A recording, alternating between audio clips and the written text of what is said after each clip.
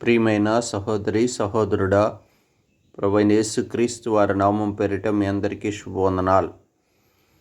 ఈ ఉదయకాలము పరిశుద్ధ గ్రంథంలో నుంచి మొదటి పేతురు రాసిన పత్రిక 5వ అధ్యాయము 9వ వచనాన్ని ధ్యానాంశముగా తీసుకుందాం. నిబ్బరమైన బుద్ధి గలవారై మెలకువగా ఉండుడి. మీ విరోధి అయిన అపవాది గర్జించు సింహం వలె ఎవరిని మృంగుదుమునా అని వెతుకుచూ తిరుగులాడుచున్నాడు. అవును కదా ప్రియ సహోదరి సహోదరుడా, విరోధి అయిన అపవాది, అవును సాతాను, ఆ ఘట సర్పం, అవును ఆ దుష్టుడు లోకములో సంచరించుచున్నాడు. లోకములో ఎవరిని మృంగుదుమా అని గర్జించు సింహం వలె తిరుగులాడుచున్నాడు. అవును కదా, నేటి దినాల్లో అందరి కుటుంబాల్లో మనం చూస్తున్నాం. వేదనలు, దుఃఖము, బాధలు, నిట్టూర్పులు, అనుకోని సంఘటనలు. అవును కదా, యవనస్తులు వారి జీవితాల్లో యవన కాలంలోనే లోకాన్ని విడిచిపెట్టవలసిన పరిస్థితులు. అవును, సాతాను ఎంతగా విజృంభిస్తుందో, సింహం వల్ల గర్జిస్తుందంటే ఎవరిని మిరింగుదామా అని. ప్రియా సహోదరి సహోదరుడా, అవును దావీదు అంటున్నాడు, నా క్షేమాధారం నీవే, యెహోవాయే నా కాపరి, నా బ్రతుకు దినములంతయు కృపాక్షేమములే నా వెంట వచ్చును, చిరకాలము నేను దేవుని మందిరములో ఉండేదని అంటున్నాడు.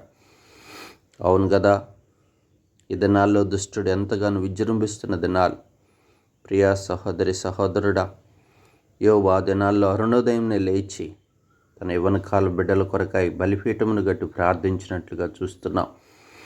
లోకంలో దుష్టుడు ఎంతగానో ఆ దుష్టుని ఓడించడానికి, సాతాన్ని ఓడించడానికి యోధా గోత్రపు కొదమసింహమైన యేసుక్రీస్తు ప్రభువారి యొద్దకు వచ్చి మనం ఎంతగానో మెలకుగా ఉండి పోరాడవలసినటువంటి దినాలు. కాపుదల లేదు, క్షేమస్థితి లేదు, ఎక్కడ చూసినా నెమ్మది లేదు, ఎక్కడ చూసిన యవ్వనస్తులు అపాయకరమైన సంఘటనలో చిక్కుకొని నశించిపోతూ మరణానికి అప్పగించబడుతున్న దినాలు, శోధనగా మిగిలిపోతున్న దినాలు. అవును, ప్రసంగి కూడా చెప్తున్నాడు, 9:12 అంటున్నాడు, చేపలు వలలో పడినట్లే ఉన్నాయి. అవును, పిట్టలు వలలో పడినట్లే నేటి దినాలు. దుష్టుడు ఎంతగానో యవనకాల బిడ్డల మీద, వారి జీవితాల మీద అనేక రకమైన బలహీనతలకు గురి చేస్తూ కాపుదల లేక క్షేమస్థితి లేని పరిస్థితులను మనం చూస్తున్నాం. ప్రియ సహోదరి సహోదరుడా, మన ఆధ్యాత్మిక జీవితంలో మనం కూడా మెలకుగా ఉండవలసిన దినములు. దేవుని కాపుదల, దేవుని కంచె బిడ్డలకు అవసరమైన దినాలు. అది ఎలా సాధ్యం?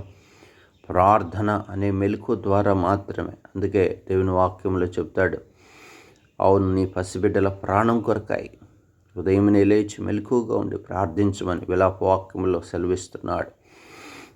విజ్ఞాపన చేయమంటున్నాడు, ప్రార్థించమంటున్నాడు. ప్రియ సహోదరి సహోదరుడా, ఏ దినంకు ఆ దినం పరిస్థితులు భయంకరంగా ఉన్నాయి. ఎక్కడ చూసినా నెమ్మది లేని పరిస్థితులు.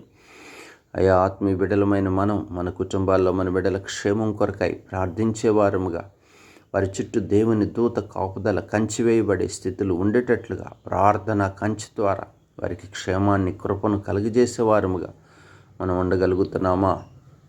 అవును, ఈ ఉదయకాలం ప్రభు నీతో నాతో మాట్లాడుతున్నాడు. ప్రియ సహోదరి సహోదరుడా, యవన కాలంలో యోధా గోత్రపు కొదమసింహమైన యేసుక్రీస్తు ప్రభువారి కంచి కిందకు రావాలి. లేకపోతే దుష్టుడైనటువంటి ఆ గర్జించు సింహం లోకమంతా సంచరిస్తోంది, కిటికీల్లో నుంచి తొంగి చూస్తుంది. ఎవరిని మరణానికి అప్పగిద్దామా, ఎవరిని ఆత్మను నశింపచేద్దామని. అవును, అనేక ఆత్మలు యవన కాలంలో లోకాన్ని విడిచిపెట్టుతున్నటువంటి దినములు, భయంకరమైన దినాలు. కనుక మనం ప్రార్థన అనే కంచె వేయటం కొరకాయ పట్టుదల కలిగి మెలకు ఉండి ప్రార్థించే వారం ఉండాలి. అప్పుడు మాత్రమే వారిని మనం రక్షించుకోగలుగుతాం, వారికి క్షేమస్థితి మనం ఇవ్వగలుగుతాం. అవును, లోకంలో ఏవేవో సంపాదించిద్దామనే ఆలోచన కలిగి ఉంటున్నాం, కానీ వారి జీవితాల్లో మనం ప్రార్థన కంచె ద్వారా వారికి క్షేమమును, కృపను, దేవుని యొక్క కాపుదలను వారి కంచెగా సాతాను దుష్టుడి చేతుల నుంచి విడిపించేటట్లుగా ప్రియ సహోదరి సహోదరుడు మెలకుగా ఉండి ఉదయకాలమునే రాత్రికాలపు వేళ ప్రార్థనకు సిద్ధపడుతున్నావా? నీ బిడ్డల కొరకై ప్రార్థించగలుగుతున్నావా? అందుకే ఉదయకాలం ప్రభు నీతో నాతో మనతో మాట్లాడుతున్నాడు. సాతాన్ని ఓడించుటకు, అపవాదిని గద్దించుటకు ప్రార్థన అనే ఆయుధాన్ని మనం చక్కగా వాడుకునే వారముగా ఉండి కాపుదలను, క్షేమస్థితిని మనం పొందాలని ప్రభు వాక్యం మనల్ని హెచ్చరిస్తుంది. ఈ అనుభవాన్ని మనం కలిగి ఉందాం. ప్రార్థన చేసుకుందాం. పరిశుద్ధుడా, ప్రేమ కలిగిన తండ్రి, మీ దివ్యమైన నామమును బట్టి స్తోత్రములు. పరిశుద్ధాత్మ దేవుడిగా ఉదయకాలం ప్రభువా, అయా మరి పేతురు రాసిన మొదటి పత్రిక 5:9 ద్వారా మీరు పలుకుచున్న మాటను బట్టి స్తోత్రాలు. అవును, విరోధి అయిన అపవాది ఎవరిని మృంగుదమని లోకమంతా సంచరిస్తుంది. ఎవరి కాళ్ళ బిడ్డల మీద దాడి చేస్తున్న దినాలు ప్రార్థన కంచె మాకు అవసరమని, మా క్షేమాధారం నీవే గనక, మా కాపరి నీవు గనక నీ పాదములు పట్టుకొని బ్రతంలాడుచున్నాం. యవనస్తులైన వారు అనేక మంది ఈ దినాల్లో దుష్టుడి చేతిలో లోబడిపోతూ నశించిపోతున్న దినాలు. ప్రభువా, వారి క్షేమం కొరకై ప్రార్థిస్తున్న సహాయం చేయం. మా కుటుంబాల్లో యవనస్తుల భవిష్యత్తును దీవిస్తురండి. వారి కొరకై మంచి జాబ్స్ను, వారి భవిష్యత్తును దీవెనకరంగా చేయం. కుటుంబాల్లో నెమ్మది, సమాధానమును దయచేయం. కృపను అనుగ్రహించమని, ఈ దినమంతా మీ కృపలో బలపరుస్తామని, మరొక శ్రేష్టమైన దినం మాకు అనుగ్రహించినందుకై వందనాలు, స్తోత్రాలు చెల్లిస్తూ యేసు నామమున ప్రార్థించి వేడుకుంటున్నాం తండ్రి. ఆమేన్.